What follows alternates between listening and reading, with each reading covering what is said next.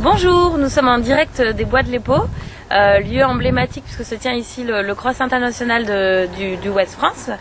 On s'apprête à aller faire une séance avec Emmanuel Gault, parrain du Trail Pastel qui va se dérouler le 22 janvier, organisé par le CA Balma.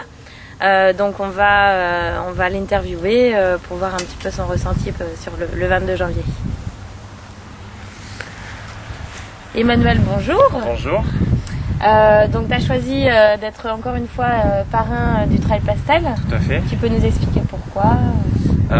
Plusieurs raisons à ça. D'une part parce que j'ai de grandes attaches dans le club de Balma, que ce soit au niveau sentimental ou même au niveau amitié. Voilà, je connais bien, voire très bien certaines personnes qui organisent le trail. Donc je leur fais une entière confiance pour monter une épreuve qui va être, je pense, intéressante à courir, variée, etc.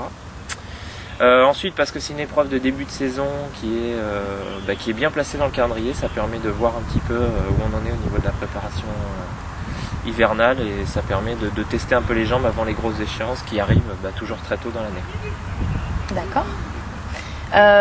Pour ce trail, personnellement, quels sont tes objectifs?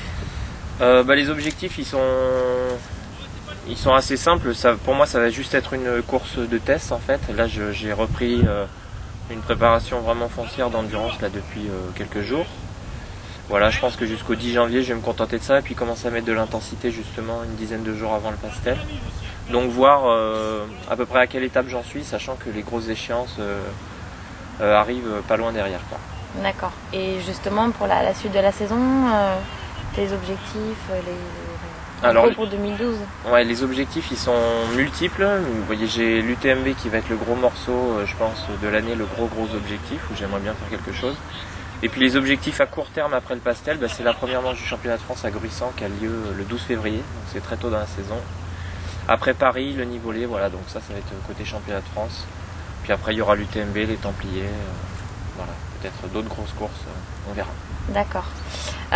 Pour les coureurs qui vont être au départ du 22 janvier, un premier conseil peut-être, puisqu'on a dit qu'on allait te donner des conseils.